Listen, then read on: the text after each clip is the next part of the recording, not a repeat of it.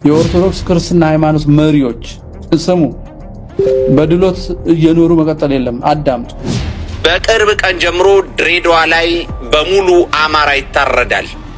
የድሬዳዋው ከንቲባ ከበቂ በላይ ኃይል እያሰለጠነ ነው። አውሮፓ የሚኖሩ ኢትዮጵያውያን ኢትዮጵያ ውስጥ የሚፈጸመውን ግድያ በሰልፍ አወገዙ። አባይ ይገደባል፣ አህባሽ ይወገዳል ስንል ይሄው አህባሽ ይወገዳል አሉ። የእምነት ነጻነትን እየተቃወሙ ነው። በመላ ሀገሪቱ 500 አዳዲስ መስጊዶች ተሰርተዋል። ከነዚህም ጋር 47 እስላማዊ ትምህርት ቤቶች፣ 97 የቁርአን ትምህርት ቤቶች ተከፍተዋል። እያንዳንዱ እንደ አጥንት ውልቃት ወደየቦታው መመለስ አለበት። ምን ማለት ነው? እያንዳንዱ እንደ አጥንት ውልቃት ወደ ቦታው መመለስ አለ። ምን ማለት ነው? ሁልህም በሰፈርህ በአጥንት በጎዬ በቀጠና ማለት ነው። ሌላ እኮ የለም። ብንሰርክም ባንሰርክም እንኳን ክርስቲያን ሆን መሬት እንኳን ኦርቶዶክስ ሆን። ሰላም ጤና ይስጥልን ውድ ክርስቲያኖች እንደምን ቆያችሁ? የእግዚአብሔር ሰላም ከሁላችን ጋር ይሁን እያልን ወቅታዊና አሳዛኝ መረጃ ይዘንላችሁ መተናል። ሐሳብ አስተያየታችሁንም የኮሜንት ሴክሽን ላይ ጻፉልን። እንዲሁም ቪዲዮን ከመጀመራችሁ በፊት ላይክ በማድረግ ጀምሩ። ቀጥታ ወደ ቪዲዮ እናልፋለን። ሰብስክራይብ ለምንድን ነው የማታደርጉት? አሁን ማርኩ። የኦርቶዶክስ ክርስትና ሃይማኖት መሪዎች ስሙ፣ በድሎት እየኖሩ መቀጠል የለም። አዳምጡ። የኦርቶዶክስ ክርስትና ሃይማኖት መሪዎች፣ የኦርቶዶክስ መምህራን፣ ዕውቀት ያላችሁ፣ በሰላም ጊዜ እየተወደዳችሁ እየተጨለፈጨፈላችሁ እየተጨበጨበላችሁ አሁን ስንታረድ ያደፈጣችሁ መዘምራን፣ የእግዚአብሔርን ምስጋና እንደ ንግድ ተጠቅማችሁ የከበራችሁ ሰባኪያን፣ እልል እያሰኛችሁ አጨብጭቡ እያላችሁ ህዝብ ያደነዝዛችሁ ፍራንክ የሰበሰባችሁ የምታገለግሉት፣ የምታልቡት፣ የምታታልሉት፣ እልልታ የምትቀበሉት ህዝብ ሲያልቅ በዝምታ መመልከታችሁ በግልጽ የዘር ጥፋት ፕሮጀክት ተባባሪ ያሰኛችኋል። ይሄንን መልሰን መላልሰን እንነግራችኋለን። እውነተኛ ጠላታችንን አደባባይ መናገር ባትችሉ ህዝቡ ራሱን እንዳይከላከል አታደንዝዙት። የቅዠት ስብከት አትስበኩት ብለን ደጋግመን እንንገራቸው ለቤተክርስቲያን ሰዎች። በቅርብ ቀን ጀምሮ ድሬዳዋ ላይ በሙሉ አማራ ይታረዳል። የድሬዳዋው ከንቲባ ከበቂ በላይ ኃይል እያሰለጠነ ነው። እኔ ግራ ይገባኛል። ከመቼ ወዲህ ነው ሃይማኖት ግን ፖለቲካ የሆነው? ፖለቲካው ሃይማኖት ላይ ተጽዕኖ ያሳድራል።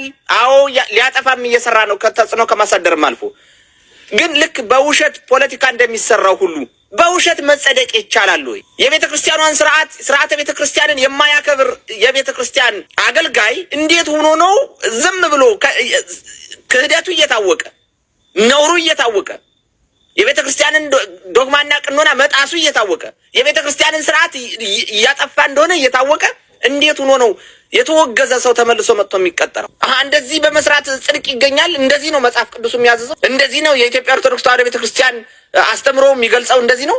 ምዕመኑ ምን እያደረገ ነው? እኔ ይቅርታ አድርጉልኝ፣ ምዕመኑ ከማስመሰል ውጣና እውነትም እንደሚባለው አገራችን በሰማይ ነው እንደሚባለው አገራቸው የክርስቲያኖች አገራቸው በሰማይ ነው እንደሚባለው ከሞት በኋላ ያለው ህይወት ይሻላል ያምራል እንደሚባለው የሁሉም ምዕመን የጋራ መስማሚያ ከሆነ ቤተክርስቲያኗን በአፍጢሟ ሊደፉ ቀርበታ ሆዳቸውን ብቻ ይዘው በጥቁር ቀሚስ የተደገለሉ የቁም አስከሬኖችን አስወጣና ቤተክርስቲያኗን አስተካክል። አለበለዚያ በውሸት አትጸድቅም። በውስጥ ወንድምህ እዚህ ጋር ደሙ እየፈሰሰ እየታረደ፣ እህትህ እዚህ እየታረደች፣ ካህን የለ፣ ዲያቆን የለ፣ ምዕመን የለ፣ እዚህ ጋር የክርስቲያን ደም እየፈሰሰ የክርስቲያኑን ደም ተራምደ፣ የክርስቲያኑን አስከሬን ተራምደ፣ ወንድምህን ተራምደ ሄደህ ብትቀድስ አትጸድቅም። እኔ አይደለሁም የማውጀው፣ የኦርቶዶክስ አስተምሮ ነው የሚያውጀው። ይሄንን አትጸድቅም። አታስመስሉ፣ አትዋሹ። በቃ እናንተም ብሎ በስነ ምግባር የተሞላችሁ፣ እናንተም ብሎ ጸዋሚ ጸላይ፣ እናንተም ብሎ ሰጋጅ አትጸድቅም። ወንድምህ እየታረደ አንተ በወንድምህ አስከሬን ዳንኪራ እየመታ ነው።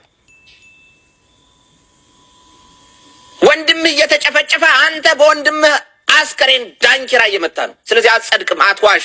በነገራችን ላይ ቅድም በሙስሊም ስም የተደራጁት ሙስሊም ወይም የእስልምናን እምነት ይዘው ወይም ደግፈው አይደለም።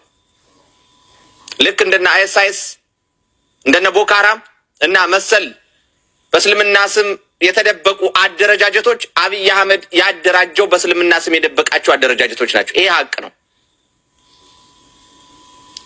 ለምን ዓላማ ነው የሚፈልገው? እዛ አካባቢ ያለውን ክርስቲያን ለማጽጃ የሚያጸዳው በዛ መልኩ ስለሆነ አንደኛው ነው። ሁለተኛውና እጅግ በጣም አስደንጋጭው ነገር ልንገራችሁ። በቅርብ ቀን ጀምሮ ድሬዳዋ ላይ በሙሉ አማራ ይታረዳል። የድሬዳዋው ከንቲባ ከበቂ በላይ ኃይል እያሰለጠነ ነው።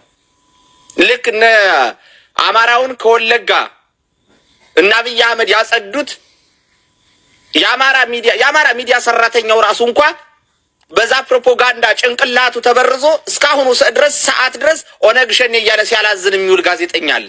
አንድ ብቻ አይደለም፣ ብዙዎች። የለም ኦነግ ሸኔ ያለው የአብይ አህመድ ገዳይ ቡድን ነው። አብይ አህመድ አደራጅቶ ጃልሰኝ የሚባል መሪ መድቦ አማራውን ከመተከል ከወለጋ ለማጽጃ እየተጠቀመበት ያለ ያገዛዙ ታጣቂ ነው። አይሰማም። አማራው ይመጣና ዋና ግሻን ያንጀበሉ ዋና ግሻኒ ሸንሽኖ ይጣል። የታለ ኦነግ ሸኔ ቢባል መልስ የለም። ለዓለም አቀፉ ማህበረሰብ ጥፋተኛውን በስሙ ጠርተህ ነው ሚዲያ ላይ ማውገዝ ያለብህ ወይስ አገዛዙ የሚሰጥህን ስያሜ ተቀብለህ ነው የሌለ ነገር መጥራት ያለብህ? እውነት ለአማራ የምናስብ ከሆነ ጭንቅላት ካለን እኔም ማቀው ኦላ የሚባል አገዛዙ ነው አደራጅቶ ያሰማራው።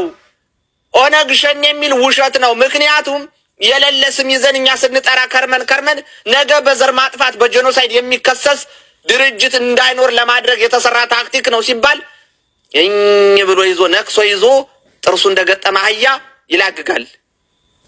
የምር እኮ በጣም ነው እኮ የሚያመው። ሰው እንዴት አማራ በጥቅሻ ለሚግባባ ምናምን ጉረኛ ደንቆሮ አንዳንድ በቃ የመጨረሻ ርር እኮ ያደርጋሉ። አብይ አህመድ ሰው ሆኖ ሲቀልድበት መሬት ላይ ያለው ህዝብ ኦነግ ሸኔን የገደላችሁ ኦነግ ሸኔን የሚገላችሁ ይሏቸዋል አውቀው ሂደው። ከዛ መጣው ምን ሚዲያ ላይ ምን ይላሉ? ኦነግ ሸኔ ገደለን ይላሉ። ለምን ኦነግ ሸኔን የሚገሏችሁ ብለዋቸዋል አውቀው ቀድመው። ያንን ማን ያዘጋጀው? አብይ አህመድ እና ሽመልስ አብዲሳ። የሌለ አካል የት ነው ያለው? ኦነግ ሸኔ የለም። ለሶስተኛ ጊዜ ደግመዋለሁ። አሁንም ኦነግ ሸኔ እያለ የሚላግግ የአማራ ጋዜጠኛ ማዕት ነው ያለው። ያሉት የአብይ አህመድ ገዳይ ቡድን አለ። አባቶርቤ የሚባል ጋቸና ሲርና የሚባል ሌላም ሁለት ደግሞ ትላልቅ ቡድን ያላቸው ገዳይ ቡድኖች አሉ። እነዚህ የሚታወቁ ገዳይ ቡድኖች በነ ጃልሰኝ እየታዘዙ አማራውን ሲያጸዱ የሌላ አካል ስትጠራ ትውላለህ። ያማል። በተመሳሳይ የድሬዳዋን አማራ ለማጽዳት በእስልምና ስም የተደራጀ አደረጃጀት እውን ሆኗል ከሳምንት በፊት። ይሄንን ደግሞ ያደራጀው አንተም እኔም በተለይ አማራው የሚያሽቃብጥለት ኦሮሞው የድሬዳዋ ከንቲባ ነው። አንድ ነገር ልንገራችሁ፣ አማራ እያንዳንድ አንገትህን ልትደፋበት የሚገባው ነገር አንገትህን ደፍተህ ራስህን ልትታዘብ ራስህን ልትጠላ የሚገባህ ነገር ልንገር። ድሬዳዋ ላይ አማራው ከ60% በላይ ነው። ከ60% በላይ የሆነው አማራ ድሬዳዋ ላይ መመረጥ አይችልም። ተመልከቱት። ላለፉት 30 ምናምን ዓመታት ድሬዳዋ ላይ መመረጥ እንዳይችል ያደረገው አባይ ፀሐዬ ነበር። ለዚህ ነው ለሻዕቢያ እውቅና የሰጠውኝ። አባይ ፀሐዬን አስከሬኑን ዘቅዝቀው ፎቶ አንስተው ስላሳዩኝ ለኤርትራውያን ለሻዕቢያ ከሚገባው በላይ ክብር አለኝ። አማራን በዚህ ልክ እንጂ ለሰሚው ግራ እኮ ነው። ዓለም ራሱ ምን ይል ሰው በሚኖርበት አካባቢ በቁጥሩ ልክ መወከል ይችላል የሚል ህገ መንግስት ተይዞ በዚህ በኩል አማራው ህገ መንግስቱን ይቃረናል ይላሉ።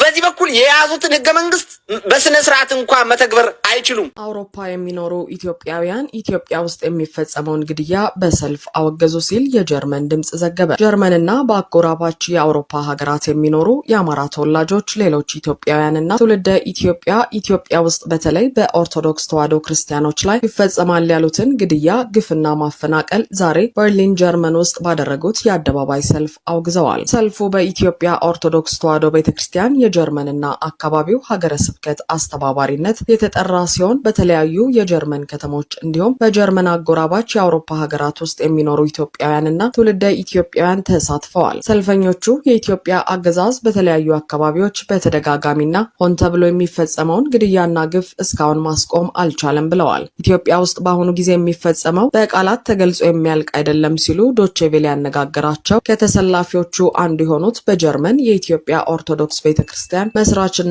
የኮሎኝ ደብረ ሰላም ቅዱስ ሚካኤል አስተዳዳሪ ሊቀ ካህናት ዶክተር መራዊ ተበጀ ተናግረዋል። ሊቀ ካህኑ ሰዎች በቋንቋቸው እንደዚሁም በሃይማኖታቸው ተለይተው እየታረዱ እየተጨረሱ ይህን ያህል ግፍ ሲፈጸምባቸው የኢትዮጵያ መንግስት ተብዬ ይህን ሰቆቃ ሊያስቆም አልቻለም በማለት ዛሬ ድምጻቸውን በዓለም ሸንጎ ለማሰማት መውጣታቸውን ገልጸዋል። የሰልፉ ተሳታፊዎች ኢትዮጵያውያን ካህናትና ምዕመናን ብቻ ሳይሆኑ የሌሎች ሀገራት ዜጎችም አብረዋቸው ድምጻቸውን እያሰሙ እንደሆነም አመልክተዋል። በተለይ በኦሮሚያ ክልል አርሲ፣ ጅማ፣ ወለጋ፣ ሻሸመኔ እንዲሁም በሐረር ክርስቲያኖች መገደላቸውን የገለጹት ሊቀ ካህናት ዶክተር መርአዊ በአጠቃላይ በሀገሪቱ ግፍ እየተፈጸመ ነው በማለት በጀርመኗ ዋና ከተማ በርሊን ለሰልፍ ያስወጣቸውን ምክንያት ዘርዝረዋል። ኢትዮጵያ ውስጥ እየተፈጸመ ያለው ዓለም ያወቀው ፀሐይ የሞቀው ጉዳይ ነው ያሉት የጀርመንና አካባቢው ሀገረ ስብከት ስራ አስኪያጅ መላከ መዊ ልሳነ ወርቅ ውቤ በበኩላቸው ከሚገደሉት ሌላ የታፈኑ፣ የታገቱ፣ የተፈናቀሉና ሀብት ንብረታቸው የተወሰደባቸው እንደው ጨረቃ ላይ የቀሩ በረሃብ እያለቁ ያሉ አካለ ስንኩላን የሆኑ ክርስቲያኖች ናቸው በማለት እነዚህ ወገኖች የሚደርስላቸው አጥተዋል ሲሉ አክለዋል። በጀርመን ዋና ከተማ በርሊን ሰልፉ የተካሄደው የኢትዮ ጀርመን የኢኮኖሚ ትብብር ጉባኤ እየተከናወነ ባለበት ዕለት እንደሆነ ዘገባው አስረድቷል። አባይ ይገደባል፣ አህባሽ ይወገዳል ስንል ይሄው አህባሽ ይወገዳል አሉ የእምነት ነጻነትን እየተቃወሙ ነው። ይህን አሉ ማለት እያንዳንዱ እምነት የተሰጠውን መብት መጣሳቸው ነው። እንዴት ይወገዳል ይላሉ? የእምነት ነጻነት ላይ ገቡ ተብሏል። አሁንም ቢሆንም ማስረግተው ይወገዳል ስንል ከመስጂዶቻችን አያቶቻችን ከገነቡት ከመጅሊሳችን ማለታችን ነው እንጂ እንዳመለካከት የተሰጠው መርከዝ ውስጥ ሊኖር ይችላል። በመላ ሀገሪቱ 500 አዳዲስ መስጊዶች ተሰርተዋል። ከነዚህም ጋር 47 እስላማዊ ትምህርት ቤቶች፣ 97 የቁርአን ትምህርት ቤቶች ተከፍተዋል።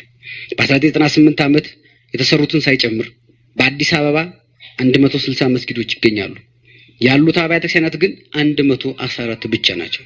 የሙስሊሙንና የክርስቲያኑን ቁጥር በአዲስ አበባ ከመስጊዱና ቤተክርስቲያኑ ጋር ስናነጻጽረው የሚከተለውን መልክ ይሰጠናል።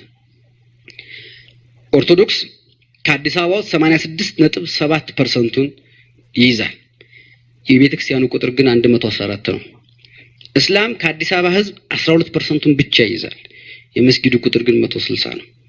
ከላይ ከተጠቀሱት 160 መስጊዶች መካከል ከ130 በላይ የሚሆኑት ባለፉት 14 ዓመታት የተሰሩ ናቸው። ይህ ሁሉ እየተደረገላቸው ሙስሊሞች ተጨቆነዋል እያሉ በየአረቡ ዓለም መጮህ ነው። ከአዲስ አበባ ወደ ሐዋሳ መንገድ ስትጓዙ ሰው በሌለባቸው አካባቢዎች እንኳን ሳይቀር መስጊዶች በየ5 እና 10 ኪሎ ሜትር ርቀት ተገንብተዋል። ባሌ ውስጥ 10,000 የማይሞሉ ሙስሊሞች ባሉበት በኮኮሳ ቀበሌ ብቻ 60 መስጊዶች፣ ከ200 በላይ የመድረሳ ትምህርት ቤቶች በቅርብ ዓመታት ተሰርተዋል። ወሎ መካነ ሰላም ውስጥ በአንድ ወረዳ በአንድ ባለሀብት ብቻ 60 መስጊዶች ተሰርተዋል። አጋራ ከተማ 7 መስጊዶች ተገንብተዋል። ደሴ በሀገረ ስብከቱ ፊት ለፊት መስጊድ ለመስራት በሙግት ላይ ናቸው። ሀገሪቱን ለመቆጣጠር ባላቸው የረጅም ጊዜ ዓላማ መሰረት ተከታዮቻቸው ከሳዑዲና መሰል ሀገሮች አክራሪዎች በሚመጣ ገንዘብ ድጋፍ በኢኮኖሚ የበላይነቱን የመያዝ እንቅስቃሴ በማድረግ ላይ ናቸው። ለምሳሌ ሙስሊሞች በንግድ ያልገቡበትን ቦታ አጥንቶ የሚያቀርብ ተቋም አለ። በአዲስ አበባ መርካቶ በሞኖፖሊ በሚሰሩ የንግድ ወረራዎች ምክንያት ክርስቲያን ነጋዴዎች የማይገቡባቸው የንግድ መስኮች እየተፈጠሩ ነው። ለምሳሌ ጎጃም ውስጥ የእስላም ምግብ ቤቶችን የማስፋፋት ዘመቻ ተጀመረ። ትግራይ ውስጥ 95.8% ኦርቶዶክስ ነው። አፋር 4.3% ነው ኦርቶዶክሱ። 95.7% እስላም ነው። ግን የህዝቡ ብዛት ጠቅላላ ስታዩት 1.4 ሚሊዮን ነው። አንዳንድ ጊዜ ፐርሰንቱን ብቻ ያስቀምጡትና ከስንቱ ህዝብ ነው 90% የሚለውን ስለማናይ በሙሉ ተጠለቅልቋል ማለት ነው ወደሚል ሽብር ውስጥ እንገባለን። ከ10 ሰው 90% ነው። ከመቶ ሰው መሃል ግን 9 በጣም ትንሽ ነው እና ፐርሰንት አንዳንዴ ሰውን ያታልላል። ስለዚህ እናንተ መረጃዎችን ስታዩ እንዳታልሉ ነው ይሄ የምናገረው። አማራ ክልል 80.5፣ ኦሮሚያ 50.4፣ ሶማሊያ 1.1 ግን የህዝቡ ብዛት 4 ሚሊዮን ነው። ቤኒሻንጉል ጉሙዝ 40.4 የህዝቡ ብዛት 640 ሺህ ነው። ደቡብ ብሔሮች 65.4፣ ጋምቤላ 71.3፣ ሐረሪ 39.5፣ አዲስ አበባ 86.7፣ ድሬዳዋ 36.7፣ በአጠቃላይ 60.7 ህዝብ ኦርቶዶክስ ነው።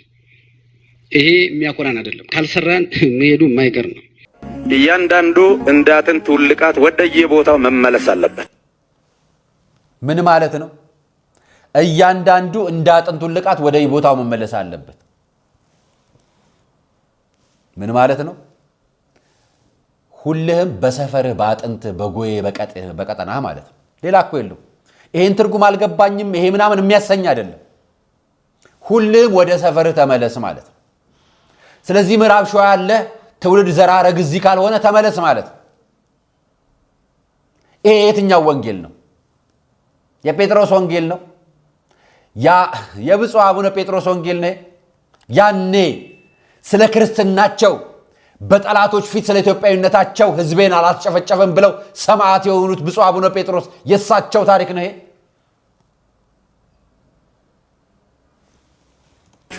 ኡምን ከኛ በየሳትት ማታ ወፊ ኦልቀበቴት አከሌንጨት ደሙት ይረጅረ ማለ እንትን ያረክሳል። ምን ነገር የበሰበሰ አሮጌ ታሪክ ነው፣ አልፏል።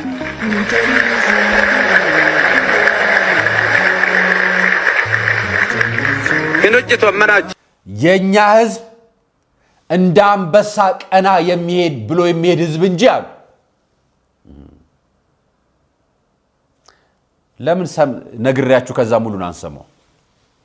የሳቸው እዚህ ውስጥ የምሰማቸው ዋና ዋና ንግግሮች ከሰማይ የወረደ ቋንቋ የለም፣ ከሰማይ ያልተሰጠን ስጋ የለን፣ ከሰማይ ያልተሰጠን አንደበት የለን፣ ከሰማይ ያልተሰጠን ጸጋ የለን። ከሰማይ ነው ሁሉም የተሰጠን፣ ለሁሉም ነው የተሰጠው። ጣሊያን ለሚኖረውም፣ ፖርቱጋል ለሚኖረውም፣ አፋር ለሚኖረውም፣ ወለጋ ለሚኖረውም፣ ትግራይ ለሚኖረውም፣ አማራ ክልል ለሚኖረውም፣ መሃል አዲስ አበባ ለሚኖረውም፣ ሲዳማ ለሚኖረውም ቋንቋውን የሰጠው እግዚአብሔር ነው። ስለዚህ የቋንቋ እርኩስ የቋንቋ እርጉም የለው። ሁሉም ቋንቋ እኩል ነው፣ ያስኬዳል። የአንድ አባት አስተምሮ ስለ ቋንቋ ልዩነት ማስተማር ከተፈለገ ምንድነው ውጤቱ ነው ጥያቄ። ቋንቋ አሁን የፖለቲካ አጀንዳ ነው። ቆብ ለብሶ ፖለቲካ መስበክ አይቻል። ቆብ የለበሱት መጽሐፍ ቅዱስ ወይ ክርስትና ለመስበክ ነው። ስለዚህ ትክክል አይደለም። ሌላኛው ወገኔ ያሉ የሳቸው ወገን ያመነውም ያላመነውም አባት ናቸው። አባትነታቸውን ለተቀበልን አባትነታቸውን በቤተ ክርስቲያን ስርዓት በክብረ ክህነት በቃለ አዋዲው ስርዓት ተቀብለን ለምንሄድ ለኦርቶዶክስ ደግሞ ለሁሉም አባት ናቸው። ለሁላችን ብፁዕ አቡነ ገብርኤል ነው የምንላቸው። ወገኔ ያሉ ታዲያ ወገኔ ካልክ ወንድሜ ሌላ አካል አለ ማለት ነው። እኛ ካልክ የጋራ ነው የምታደርገው። ሁላችንም ካልክ ሁሉም ያንተ ነው። ሁላችንም ካላላችሁ ሁላችሁም ያንተ አይደለም። ይሄ የሳቸው ንግግር ነው። እያንዳንዱ እንደ አጥንት ውልቃት በየቦታው መመለስ አለበት አሉ። ቅድም የሰማችሁት ቪዲዮ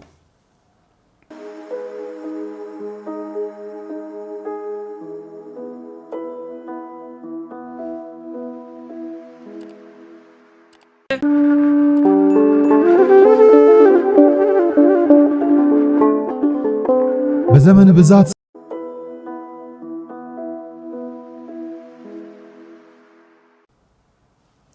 ኦሮሞም ወደ ኦሮሚያ ስፍራው መሬቱ፣ አማራም ወደ አማራ ክልል መሬቱ፣ ትግራይም ወደ ትግራዩ፣ አፋሩም ወደ አፋሩ፣ ሶማሌውም ወደ ሶማሌው መመለስ አለበት።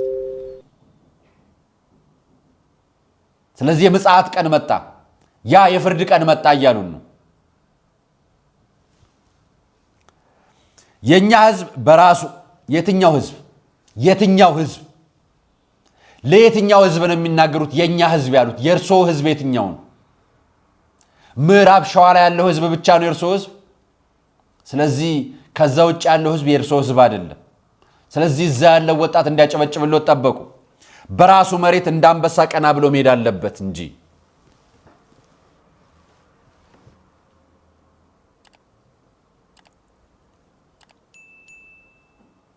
አንበሳ የአውሬዎች አለቃ ነው አይደል? በራስህ መሬት ላይ ሌላው ህዝብ ካንተ በታች አንተ ደግሞ ከሌላው በላይ ነህ እያሉት ነው። እኛ አባት መጽሐፍ ቅዱስ ጠቅሰው አይደለም እየነገሯችሁ ያላችሁት። የጥላቻ ዘር፣ የመጠላላት ዘር፣ የመጠፋፋት ንግግር ነው የስብከት። በመላው ኢትዮጵያ እየተጋደልን ነው። በመላው ኢትዮጵያ መጨፋጨፍ ሰልችቶን የግድያ ዘግናኝ ዜናዎችን እየሰማን ነው።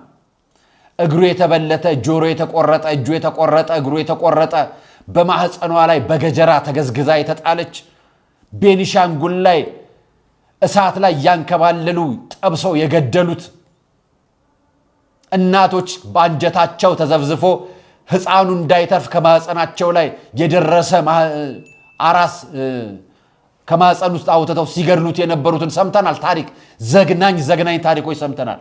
ተዘቅዝቆ የተሰቀለ ኢትዮጵያዊ ሰምተናል። እዚሁ የክርስቶስ ዘመንን አይደለም ያኔ የዲዮቅልጥያኖስን ዘመን አይደለም መስማት የሚጠበቅበት።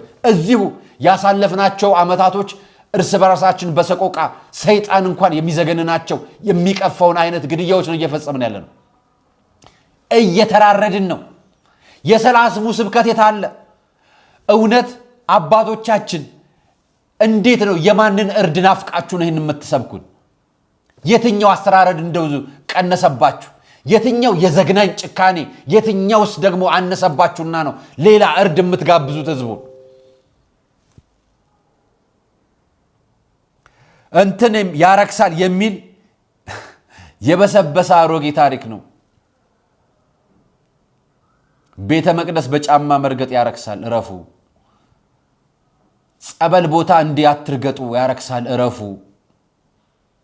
ይሄ የተቀደሰ ስፍራ ነው፣ እረፉ የሚለውን የቤተ ክርስቲያን ስርዓትና እምነትን ይዘው ተከተለው የሚያመልኩ የአምልኮት ስርዓትን የሚያከብሩትን ቤተ ክርስቲያን እናቋት። ቤተ መቅደስ በእግራችሁ በጫማችሁ ግቡ ብሎ ከሚሰብክ የውጭ ሰባኪ የተለያችሁ አይደላችሁ። ይሄን ምዕመኑን የሰበካችሁት። ስለዚህ ስጋ ወደሙን ለይቶ ካህን የሚሰጠውን ራሱ አትለዩ ከማለት አይለይም። እናንተም ስጋ ወደሙን ሄዳችሁ ቆርሳችሁ መብላት ትችላላችሁ እያላችሁ እየሰበካችሁ። ዛሬ በጥላቻ አንግታችሁ ሰብካችሁ ያስጨበጨባችሁት ወጣት እናንተኑ ነው መልሶ የሚበላችሁ፣ እናንተኑ ነው መልሶ የሚያርዳችሁ። አሁን እርሶን ሌላ ቦታ አባት ብሎ ለመቀበል እንዴት ይቻላል? የኔ ወገን አላችሁት እኮ እዛው ያለው ሌላውን ወገን እንዲያገል፣ ሌላው ወገን ላይ አንበሳ እንዲሆንበት፣ ሌላው ወገን ላይ አውሬ ሆኖ እንዲሰነሳበት እየሰበካችሁት። ቤተ ክርስቲያን ቅድስት ብላ የምትለየውን ስፍራ እያረከሳችሁት ነው። አሮጌ አስተሳሰብ ነው እያላችሁት ነው። ያው ስብከታችሁ እዚሁ ቪዲዮአችሁ። ከዚህ በኋላ አይሰራም አላችሁ። ስለዚህ እኔ ሾሚያቸዋለሁ፣ አውሬ ሁኑበት፣ ግደሉት፣ ቤተ ክርስቲያን አርክሷት፣ ሂዱና አስቀድሱ፣ በራሳችሁ እንደፈለጋችሁ ሁኑበት ማለት የራሳችሁ። በኋላ መጨረሻ ላይ ሪፎርም ያስፈልጋል አላችሁ። የነ ተሐድሶ የነ